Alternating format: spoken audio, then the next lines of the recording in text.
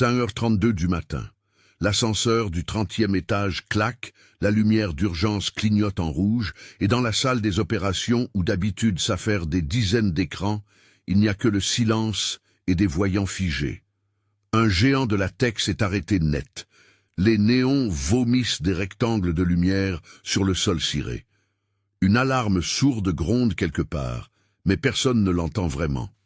La panique a déjà pris la place. Dans les couloirs bas, là où les vitres ne laissent filtrer que des rectangles de nuit, Carlos Mendoza pousse sa balayette comme il le fait depuis 10 ans, sauf qu'aujourd'hui ses gestes ont perdu leur routine. Il nettoie, mais ses yeux sont ailleurs. Il pense au fil d'un contrat, au voisin qui a perdu son travail, à la dernière facture qui attend sur la table de la cuisine. À côté de lui, une petite paire de baskets, taille 35, traîne sous une chaise. Les dessins collés au tableau de la famille, un trophée en plastique du club de sciences de l'école, tout le bonheur qui tient dans un appartement de 2 pièces. Sofia Mendoza a 12 ans. Elle connaît les chiffres comme d'autres connaissent les noms des chansons à la radio. Quand son père lui a offert un vieil ordinateur à Noël, un modèle usé qu'un collègue avait jeté, elle y a vu une promesse. Les manuels du club scientifique, les tutoriels en ligne qu'elle dévore la nuit, les après-midi passés avec Mike, le technicien de maintenance qui la prend sous son aile pendant ses heures creuses. Tout cela a façonné une curiosité pointue.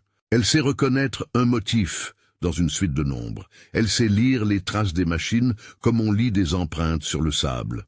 En haut, au 31e étage, le bureau de Richard Sterling sent l'argent et les objectifs. Les murs sont blancs, polis. Il y a des cadres diplomatiques et des photos de conférences internationales. Richard, son costume parfait froissé par l'anxiété, regarde la ligne de code défiler sur l'écran du tableau de bord en grand. Les chiffres ne disent rien de rassurant. Sa voix, d'habitude contrôlée, devient sèche. Combien de temps encore? Les conseillers s'agitent, enchaînent des données, des estimations. Les mots se croisent. Perte de revenus, données clients. Réputation. Pour la première fois, l'arrogance laisse place à une peur qu'il ne parvient pas à cacher. Ils ont appelé les meilleurs. Les noms qui figurent sur la carte corporate, des équipes externes, des spécialistes en cybersécurité, des consultants qui se vendent au prix fort. On a même fait venir David Chen, réputé pour sa méthode calme et son regard analytique. David a 38 ans, il parle doucement mais avec précision. Il explique ce qu'un virus sophistiqué peut faire, verrouiller des partitions, chiffrer des fichiers essentiels, se répliquer dans des réseaux dormants. Il le dit avec des métaphores lisibles. Imaginez une toxine qui circule dans les artères d'un organisme. Vous pouvez essayer de filtrer le sang, mais si la source continue d'en produire, vous aurez beau nettoyer, l'empoisonnement reprendra. Les premières heures ressemblent à une bataille invisible. Les équipes isolent des segments du réseau, rétablissent des services, reculent devant des erreurs implacables. Des scripts de nettoyage échouent. Le virus s'adapte. Les systèmes rebondissent, se brisent, subissent des attaques répétées. Les experts enchaînent propositions et protocoles, mais la mesure qui s'impose ne dure pas. Quelque chose dans l'ombre verrouille les progrès en quelques minutes. Et puis, il y a Marcus Thompson, directeur de la technologie, silhouette lisse, sourire calculé. Marcus parle vite, tranche nette. Il refuse parfois les propositions qui pourraient ralentir l'activité commerciale. On ne peut pas couper le réseau global. Il argue la survie de l'entreprise comme on justifie une hérésie. Parfois, lorsqu'il pense que personne n'écoute, ses phrases laissent filtrer une impatience à peine masquée à l'encontre de ceux qu'il considère inférieurs. Ce sont des rumeurs au début, remarques sur le personnel d'entretien, un email désinvolte, une citation lâchée au détour d'une réunion. Pas de preuves, juste des éclats qui, pour Sofia, accrochent en son regard. Sofia regarde. Elle écoute. Elle apprend à lire les comportements comme on lit un fichier corrompu. Quand elle accompagne son père certains soirs, elle traîne dans les alcôves techniques, observe les portes fermées qui s'ouvrent avec des cartes magnétiques, note les panneaux qui clignotent. Mike, qui a pris l'habitude de lui donner des petits exercices, implémente cet algorithme sur ce vieux PC, la pousse à regarder les logs. Ce sont des poussières d'informations, horodatage, adresse IP interne, chemin d'accès. À force de coller les pièces, Sophia commence à voir des répétitions que les adultes, pressés, laissent passer. Les réunions se succèdent. Richard exige des résultats, Marcus parle d'une solution interne à mettre en place. David demande des accès, passe en revue des journaux, examine la signature du code. Ce virus est finement conçu, dit-il. Il trouve des fragments de code qui ressemblent à une main humaine ayant signé son œuvre. Permutation sur certaines fonctions, délai activé selon des conditions précises, un second module qui pourrait s'exécuter plus tard et effacer des éléments clés. David souligne que ces éléments laissent des traces, des identifiants qui ont été utilisés à des heures précises, des comptes privilégiés qui ont initié ces commandes, des horloges. À la cafétéria, on parle de licenciements potentiels, de clients qui menacent de partir, de partenaires inquiets. Le bruit court et ronge la confiance. Les employés se retournent sur eux-mêmes. Les cadres se replient dans leurs bureaux, où le café ne suffit plus à masquer l'angoisse. Certains regardent Carlos comme on regarde un fantôme dans le couloir. Une silhouette connue, mais invisible. Quand Sophia passe, tête baissée, serre son sac contre elle, des regards se détournent. Elle sent ce poids, l'habitude de l'indifférence. Elle sent aussi une colère chaude, silencieuse, qui se loge dans son ventre et qui la pousse à ne pas accepter que les choses restent telles qu'elles sont. C'est Sarah Williams, la secrétaire du PDG, qui perçoit d'abord l'intelligence vive de l'enfant. Sarah a les yeux qui voient au-delà des postes et des titres. Elle défend Sophia un matin quand un cadre ricane de la suggestion d'alerter sur des comportements internes. La fillette ne parle pas sans raison, dit-elle, et sa voix porte. David, qui voit le monde par l'angle des faits, demande à entendre tout ce que Sophia a observé. Marcus fronce les sourcils, mais s'accroche à sa position. Il refuse de perdre du temps avec les idées d'une enfant. Il n'a pas encore conscience que sous-estimer Sophia pourrait être la plus grande erreur de sa carrière. La dynamique devient presque théâtrale. D'un côté, l'urgence économique, de l'autre, la suspicion d'une main invisible qui orchestre cette défaillance. La carte du pouvoir se redessine. Les experts multiplient les propositions techniques, isoler le centre de données, reconstruire à partir de sauvegardes, couper manuellement certaines liaisons. Mais chaque solution est bloquée, soit par la nature du virus, soit par des oppositions imprévues. Marcus insiste pour garder certains services connectés, expliquant que des interruptions supplémentaires pourraient coûter des millions. Sa logique semble rationnelle. Pourtant, pour Sophia, un détail claque. Certaines commandes, dans les logs, portent la signature logique d'un administrateur interne avec accès privilégié. Les horodatages coïncident souvent avec des moments où Marcus a une clé d'accès. Le récit fait des allers-retours entre la salle de crise et la petite cuisine d'un appartement en périphérie. Là, Maria, la mère de Sophia, prépare le dîner et tente de sourire.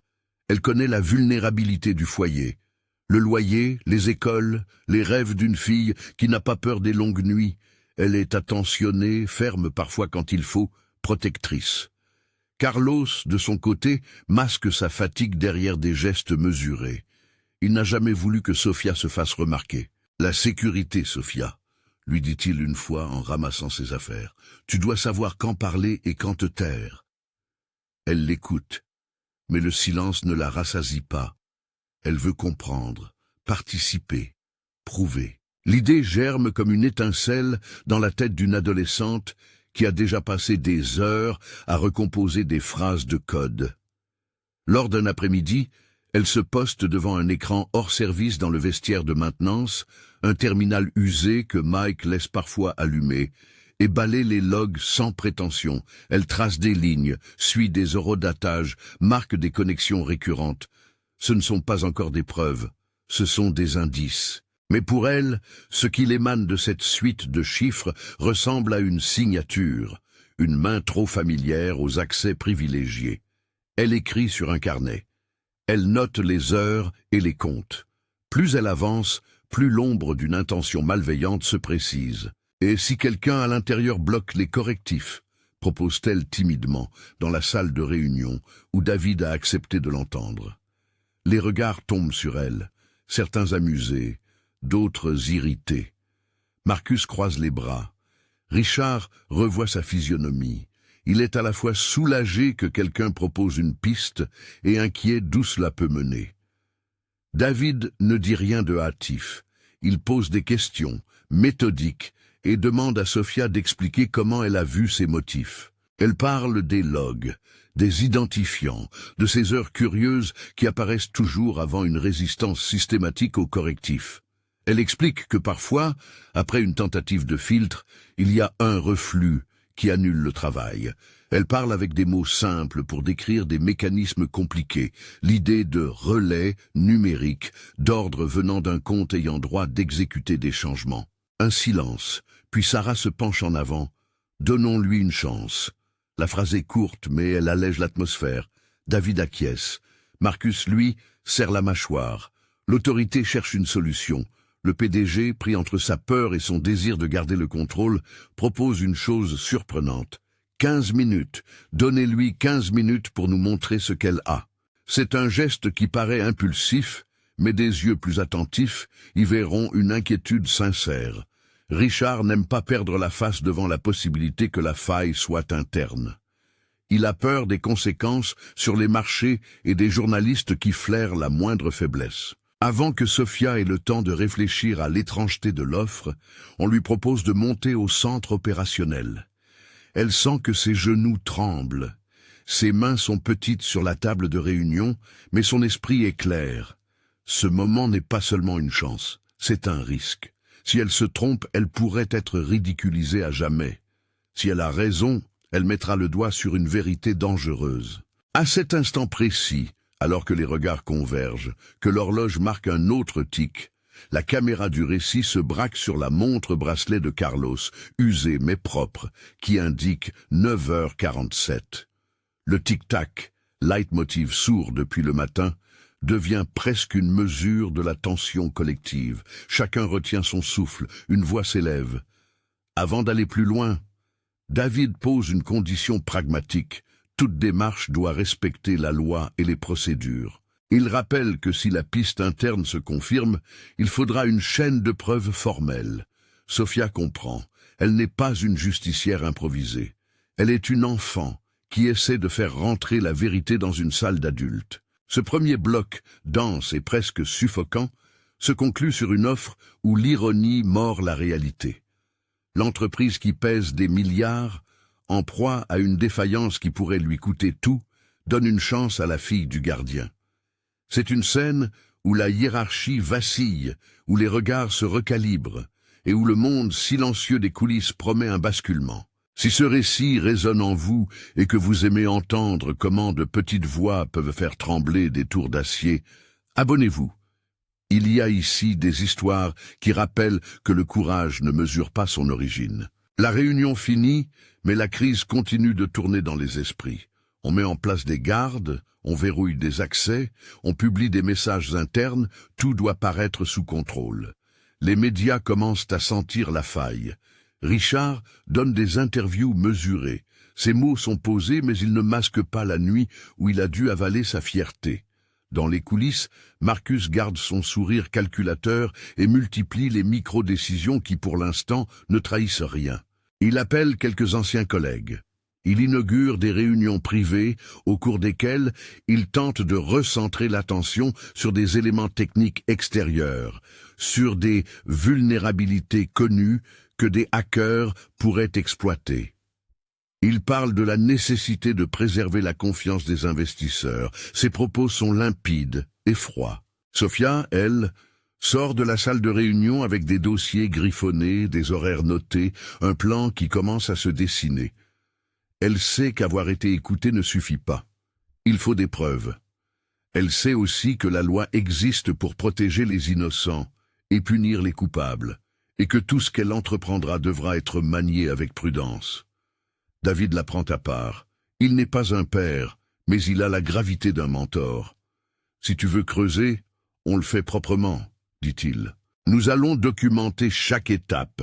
Si tu trouves quelque chose, on le transmettra aux autorités compétentes. Sa voix est une encre. Il ajoute un avertissement dont l'écho deviendra lourd. Si quelqu'un a fait ça de l'intérieur, il pourrait réagir. Tu dois être prudente. La nuit tombe, et avec elle, la ville se pare d'un voile de froideur. Carlos rentre tard. Il marche plus vite qu'à l'habitude. Maria, inquiète, a préparé un repas simple et range déjà les assiettes. Sofia fait semblant de calmer son cœur. Elle repasse les notes qu'elle a prises. Elle pense aux horaires inscrits, aux portes qui cliquettent, aux noms qui revenaient comme un refrain. Elle se souvient des cours où Mike lui a expliqué ce que signifiait un accès privilégié. C'est comme une clé maîtresse, disait-il. Elle ouvre des portes que les autres ne voient même pas. Sofia a vu ces portes. Elle a vu des indices. Mais voir et prouver, ce sont deux choses différentes. La décision qu'elle prend n'est pas immédiate. Elle mijote entre la nécessité et la peur. Elle mesure les conséquences. Si elle entre la nuit dans un local technique, elle commettra un acte risqué. Ce n'est pas irréfléchi. Elle sait que la voie correcte serait d'attendre la procédure officielle, de laisser les experts et le FBI faire leur travail. Mais Sofia a un autre calcul dans la tête. Peut-être naïf, mais chargé de bon sens. Chaque minute qui passe sans action augmente le risque qu'un second module du virus s'active. Des milliers de personnes pourraient perdre des données, et des familles entières pourraient en subir les conséquences. Pour elle, c'est presque une question d'éthique. Rester spectatrice ou tenter de sauver ce qu'elle peut. Elle en parle à son père, sans tout avouer. Carlos voit sa fille rêver grand, mais trembler d'une inquiétude qui lui est étrangère. Il sent la tension et prend la posture difficile d'un protecteur. « Écoute, » dit-il, assis à la table de la cuisine, les mains jointes. « Si tu vas là-bas, tu prends un risque. Il y a la loi, il y a la sécurité. » Il ne lui ferme pas la porte. Il sait que la vérité, parfois, appelle des gestes improbables. Il lui remet alors, d'un geste lent, une petite clé de maintenance qu'il garde depuis des années. Une clé qui ouvre des armoires, pas des portes scellées. « Je ne veux pas que tu te mettes en danger, dit-il. Mais si tu vas, ne le fais pas seul. Dis à quelqu'un de confiance. Et si tu ne peux pas, reviens. » Sofia observe la clé comme si elle pesait tout un avenir. Elle ne voit pas seulement du métal, elle voit une opportunité tenue par un fil d'émotion et de responsabilité. Maria, qui remplit les verres d'eau, pose une main sur l'épaule de sa fille. « Nous te faisons confiance, » murmure-t-elle, les larmes retenues. Ces mots pèsent plus que toutes les consignes. Ils sont un permis tacite, un baptême de courage. Mike et Sarah ne sont pas côte à côte pour la protection. Mike est celui qui, techniquement, l'a initié au rudiment. Il prête attention aux détails. Protocole backup, route réseau, la manière dont un virus se propage. Sarah est celle qui connaît les sons des allées et venues dans les bureaux, les habitudes, et qui sait comment détourner l'attention d'un directeur trop observateur. Ils offrent à Sofia des conseils pratiques. Si tu fais quelque chose, documente, dit Mike. Et n'utilise pas une connexion personnelle, rectifie Sarah.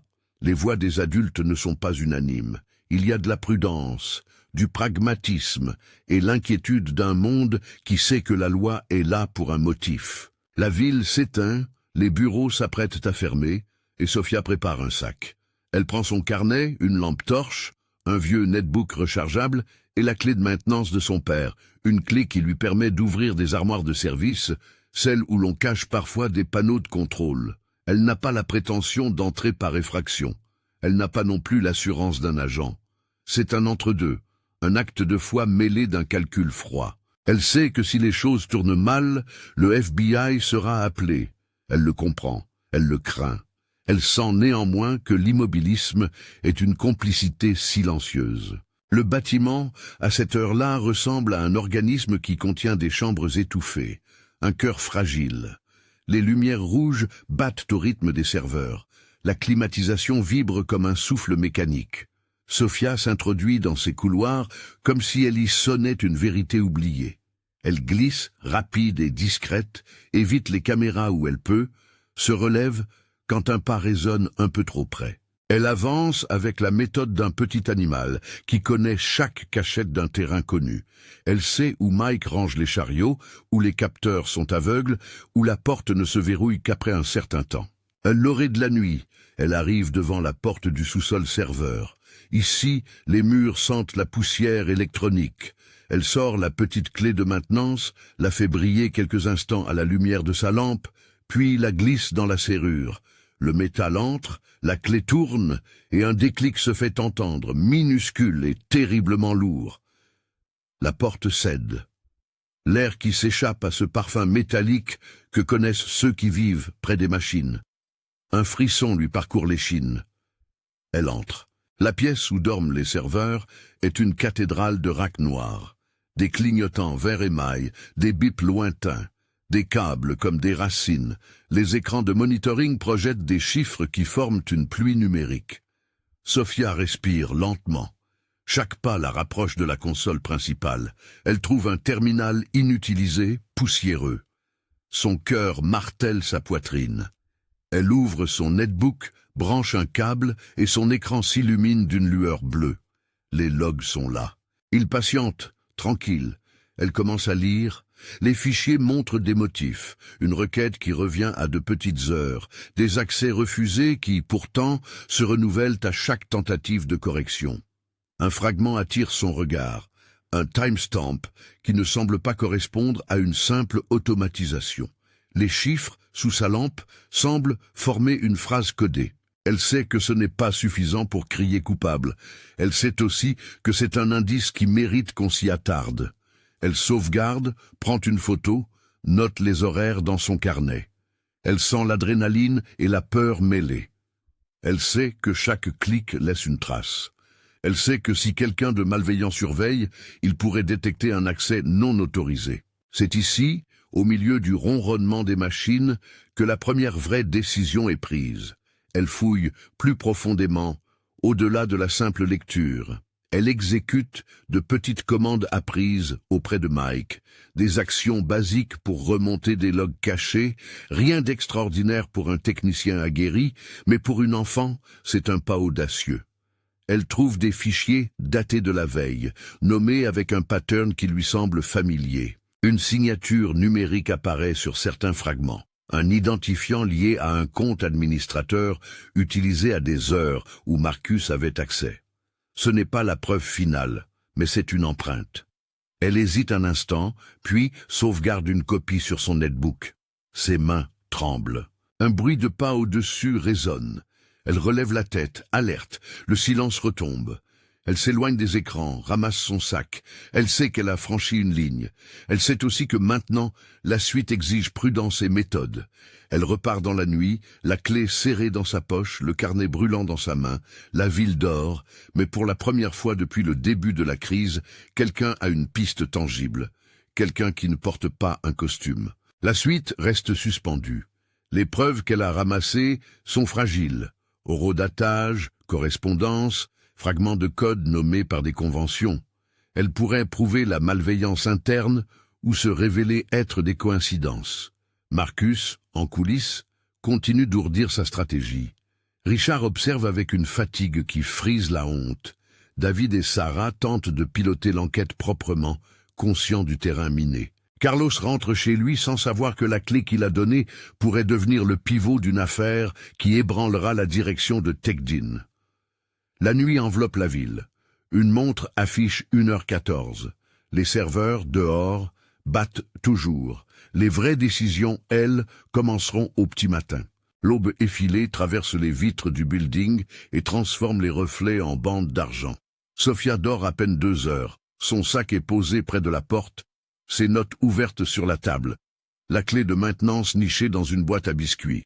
Dans le silence, les chiffres qu'elle a relevés reprennent leur place, horodatage, identifiant, signature fragile comme des empreintes digitales. Elle sait que ces traces doivent devenir preuves, et que la preuve ne se contente pas d'être juste, elle doit être incontestable. Au 31e étage, David relit les copies que Sophia a laissées. Il n'aime pas l'océan d'incertitude. Sa vie est faite de méthodologie. Ce matin, pourtant, il sourit avec une gravité nouvelle. Les fichiers sont bien là. Capture d'écran, export de log, fragment du code avec une signature numérique identifiable, une sorte d'empreinte cryptographique propre à l'environnement interne. David sait expliquer cela en mots simples. Une signature numérique, c'est comme une signature manuscrite mais faite par la machine. Elle prouve qu'un compte précis a exécuté une commande, à une heure donnée, depuis une adresse interne. Les corrélations coïncident avec les heures où Marcus a physiquement accédé aux consoles. Ce n'est pas une coïncidence.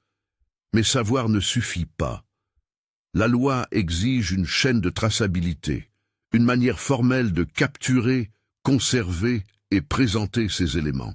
David appelle un avocat de la société et, discrètement, un contact qu'il a dans une agence fédérale. Il explique les éléments sans dramatiser. Nous avons des logs, des signatures et la possibilité d'un second module programmé pour effacer. Nous avons aussi une adolescente qui a recueilli des preuves en agissant hors procédure. L'agent qu'il contacte note tout, pose des questions sur l'intégrité des copies et sur la possibilité de contamination des preuves. C'est précis, froid, c'est nécessaire. Sarah, qui ne supporte plus l'arrogance ordinaire, se poste près de la porte de la salle de réunion. Elle a rangé sa veste, retrouvé une posture qu'elle n'avait pas utilisée depuis des années, celle de la femme qui voit plus loin que son badge. Elle a pris la tête de la logistique, prévenir le conseil et préparer la pièce pour une restitution contrôlée. Elle a aussi convaincu Jennifer de parler. Jennifer, cette secrétaire qui a tourné le regard quand il fallait regarder, tremble un peu mais accepte de confier un dossier qu'elle a sauvegardé dans un tiroir.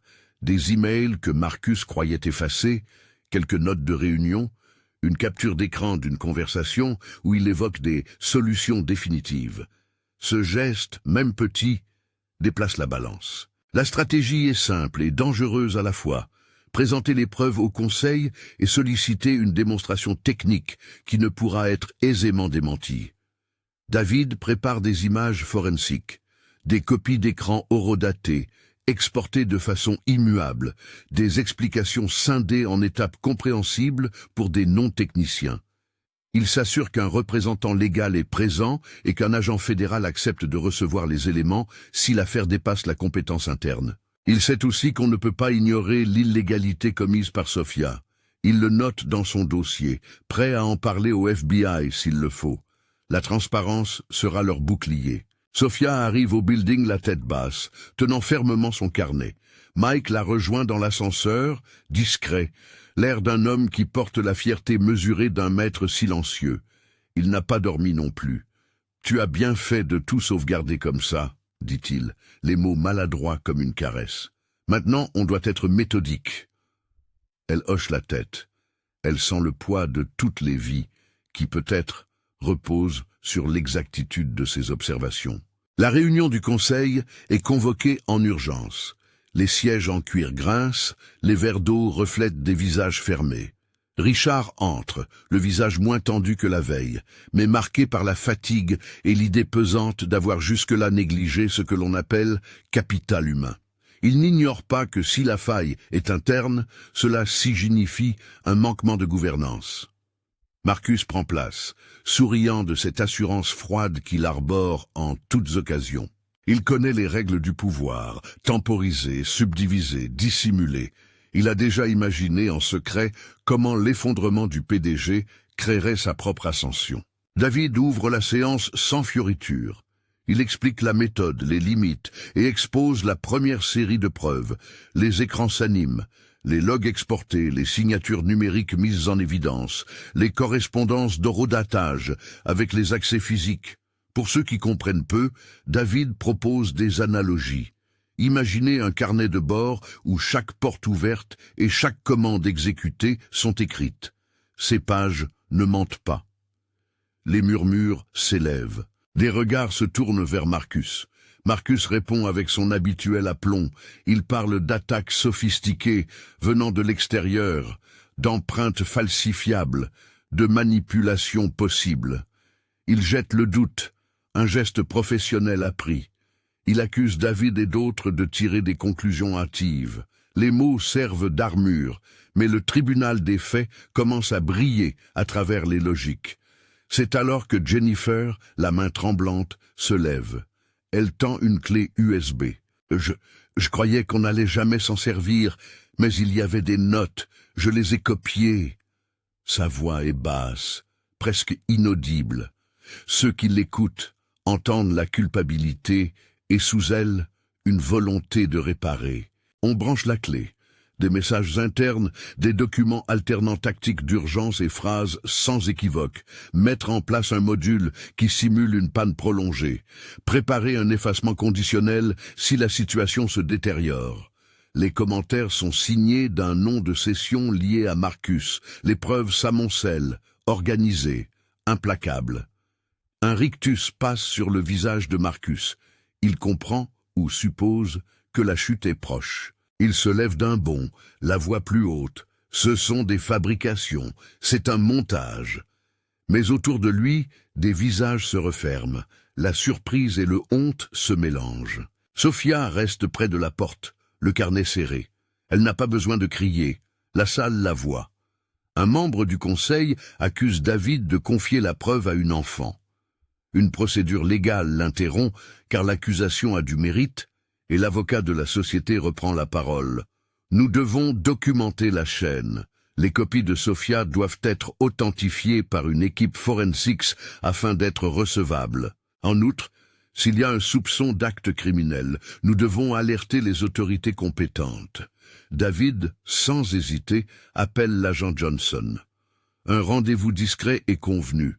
L'agent viendra avec mandat s'il y a lieu, mais il veut d'abord entendre la version des faits et recevoir un premier paquet d'éléments. Le temps presse. Le Conseil vote pour une suspension immédiate de Marcus, le retrait provisoire de ses accès administratifs et la cession des clés USB et copies au service forensique. Marcus hurle au complot, invoque une cabale, mais les portes se ferment autour de lui. La majorité du Conseil préfère la prudence à la complaisance. Ce n'est pas encore l'arrestation. C'est la première fois qu'un pouvoir interne est contraint de se plier à une transparence radicale. Les employés regardent depuis leur poste, certains incrédules, d'autres soulagés. Sur les réseaux internes, des messages circulent, des mots de soutien à Sophia, des félicitations prudentes pour David et Sarah. Dans un couloir, une collègue chuchote. Ils ont joué avec des vis sans jamais voir celles qui tenaient leurs câbles. Voilà la vérité qui commence à faire bouger l'édifice. Entre-temps, la question technique reste. Comment neutraliser le second module programmé pour effacer? C'est Mike qui, dans une bulle menue de conversation, propose une solution dont la simplicité tient presque de l'évidence. On peut déployer un patch qui isole l'appel vers le module et réplique les sauvegardes sur un segment hermétique. C'est complexe, mais faisable, si on a la signature du module et les bons dumps. David ajoute, Sophia a une copie. Elle a exporté les fragments du code et identifié les triggers. Si on reconstitue le scénario et qu'on prépare un rollback contrôlé, on peut neutraliser les faits et restaurer à partir des backups sécurisés. Le Conseil donne son feu vert sous réserve d'un protocole légal. L'équipe technique se met en branle. La chambre des serveurs redevient un théâtre d'ombres et de lumière. Cette fois, les actions sont documentées, horodatées, validées en présence d'un représentant légal. Mike et David travaillent avec une cadence tendue, tandis que Sophia observe, ses yeux s'ouvrant sur des opérations qui jusqu'alors étaient des rêveries sur un écran. Elle aide en pointant des fragments qu'elle a relevés. Les techniciens montent une sandbox, un environnement isolé où l'on peut reproduire le comportement du virus sans risquer la production. C'est l'unique moyen de démontrer la logique du second module et de préparer un contre-mesure. Pendant que la restauration est en cours, la situation se crispe autour de Marcus. Informé de la suspension, il ne cache plus sa rage. Il se rend dans l'open space, crie des ordres, menace de quitter et d'emporter des dossiers. Certaines paroles qu'il tient s'enflamment d'un ressentiment ancien. Il accuse les faibles de freiner l'innovation et se moque des cerveaux de cafétéria. Les propos sont racistes, parfois voilés, parfois clairs. Des témoins prennent des notes. Jennifer, rongée par la culpabilité, confie à Sarah des copies d'emails où Marcus évoque l'élimination des entraves et négocie avec une entreprise concurrente une forme de reprise discrète des clients si TechDean venait à être affaibli. Ces pièces, reliées au log, dessinent un complot.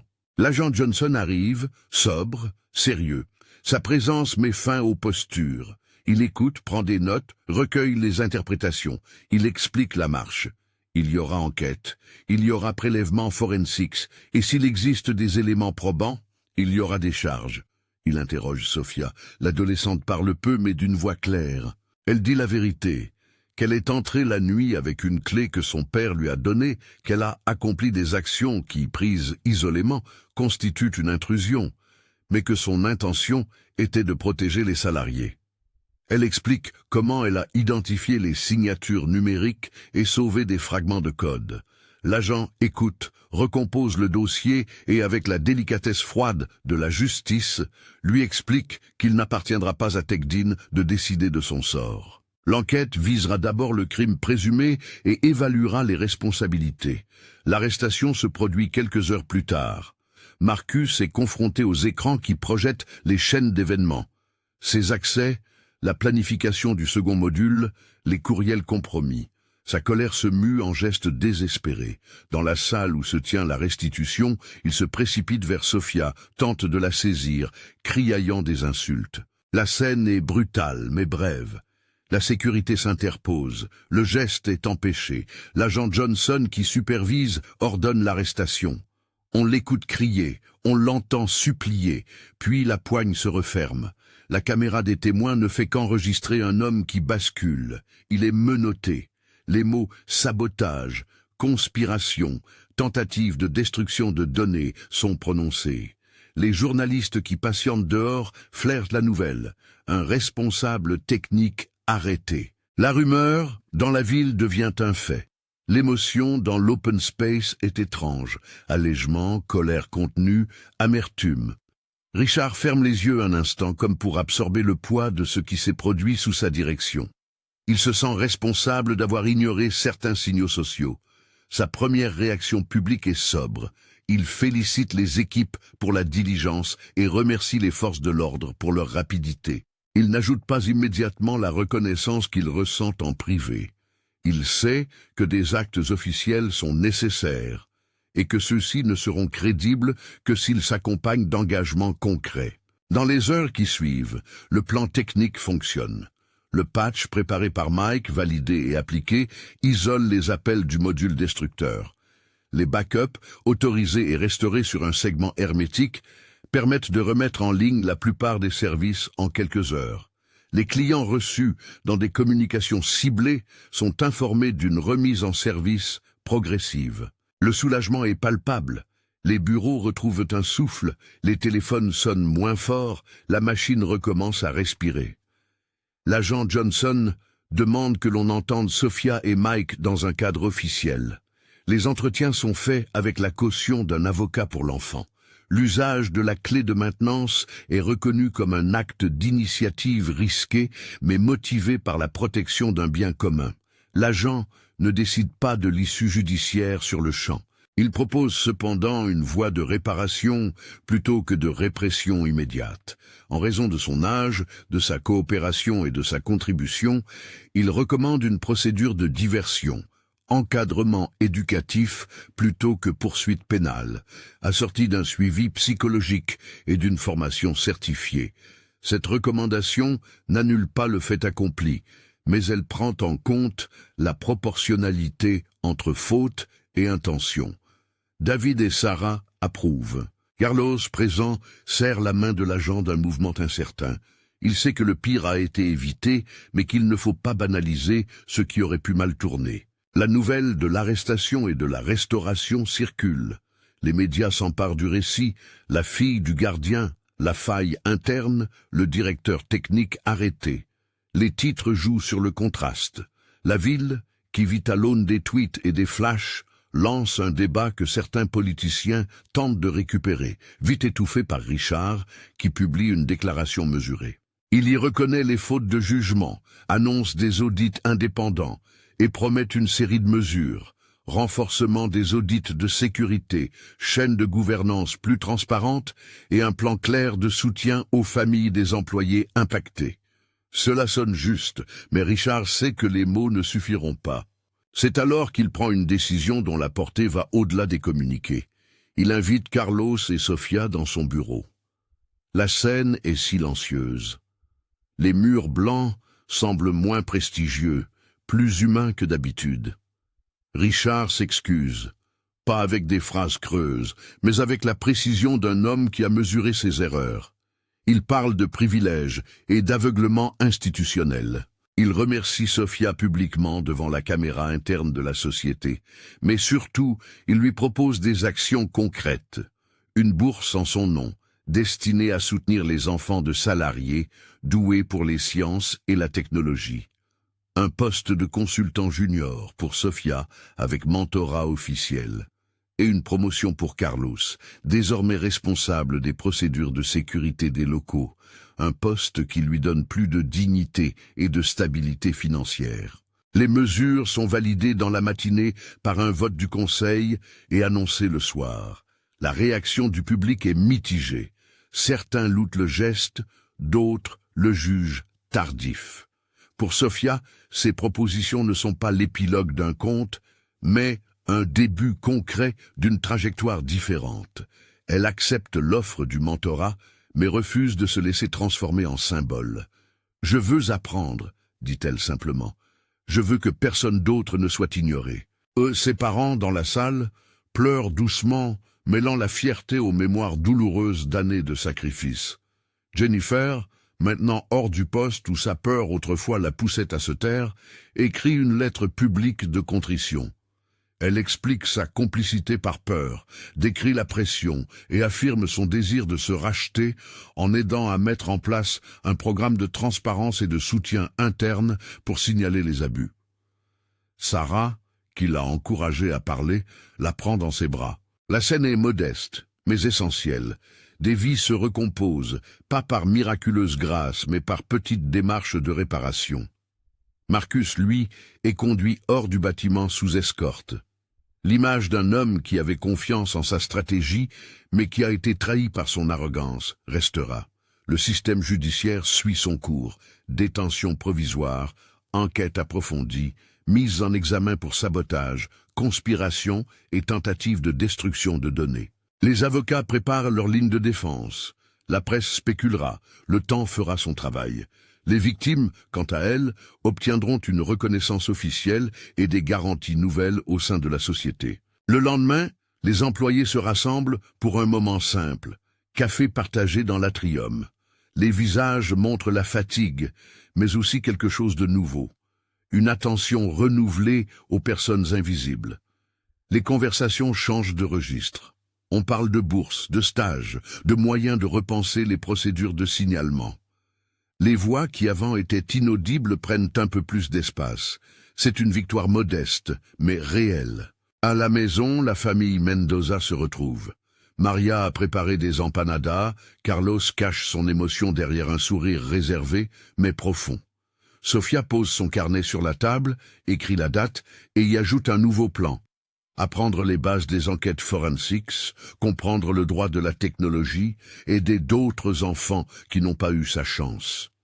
Elle sait la précarité d'un monde où le talent se heurte aux barrières. Elle sait aussi que son acte a comporté des risques, qu'elle aurait pu être poursuivie. Dans l'intimité, Carlos lui dit ce que peu d'hommes ont su dire avant. Ce que tu as fait était courageux, mais rappelle-toi que la vie n'est pas une caméra. On a des responsabilités. Sofia acquiesce. Ils parlent ensuite de ce que la bourse pourrait signifier. Accès à des cours, à du matériel, à du mentorat. Les semaines suivantes ne sont pas un conte de fées. Les procès médiatiques s'étiolent, les audiences s'enchaînent. La vie au travail reprend son rythme entre soupçons et initiatives. Les audits externes dévoilent non seulement les responsabilités de Marcus, mais aussi des lacunes dans la culture d'entreprise. Système de signalement inefficace, leadership trop concentré, mépris des postes dits subalternes. TechDin publie un rapport transparent, s'engage sur des délais d'implémentation concrets et communique les progrès. Un comité indépendant est mis en place avec membres externes, représentant des salariés et spécialistes en éthique. L'impact sur la ville est multiple.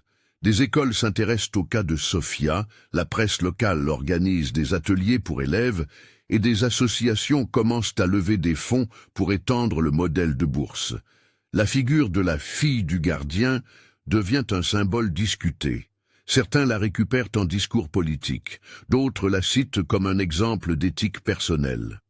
Sofia, fidèle à elle-même, évite autant que possible la médiatisation excessive. Elle accepte des interviews où elle parle de curiosité, d'algorithmes et de livres, jamais de gloire.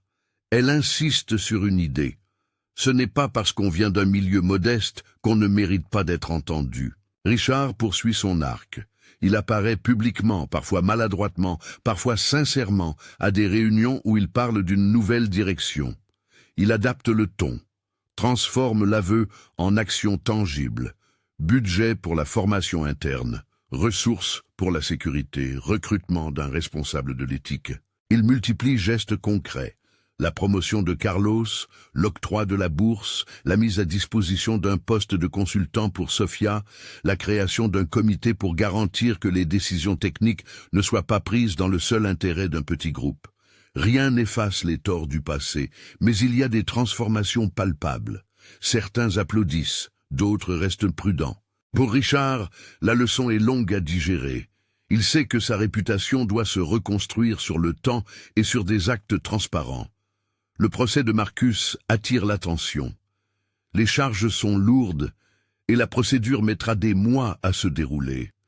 Les avocats débattent de l'intentionnalité, des preuves techniques, des responsabilités managériales. Le tribunal, à son rythme, éclairera l'ampleur de la conspiration. Pour l'instant, les conséquences immédiates ont été la suspension, l'arrestation et l'ouverture d'enquêtes administratives. La ville, la société et la famille Mendoza vivent une nouvelle réalité, plus stable, mais consciente de la fragilité des choses. Dans les mois qui suivent, la fondation annoncée porte le nom de Sofia Mendoza.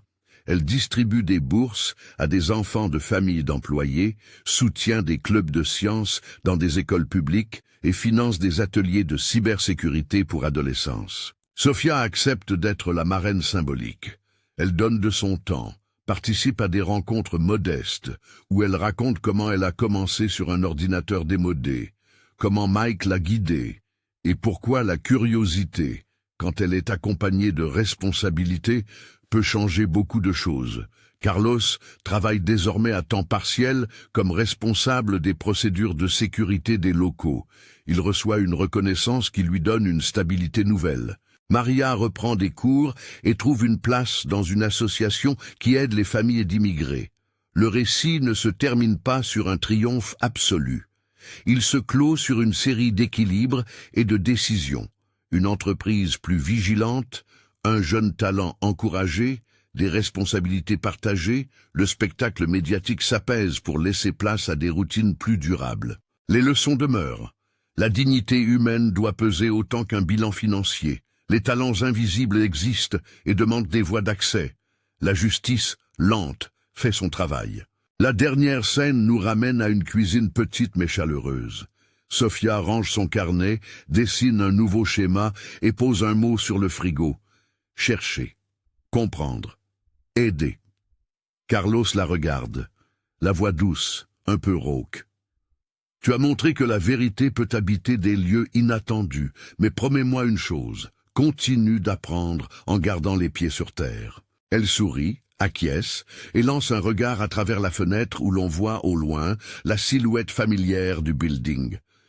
Les lumières ne sont plus simplement des symboles de pouvoir, elles deviennent le rappel qu'à l'intérieur, des vies humaines tissent le réel. Si cette histoire vous touche, partagez-la. Chaque geste compte pour que d'autres talents, partout, soient vus et valorisés.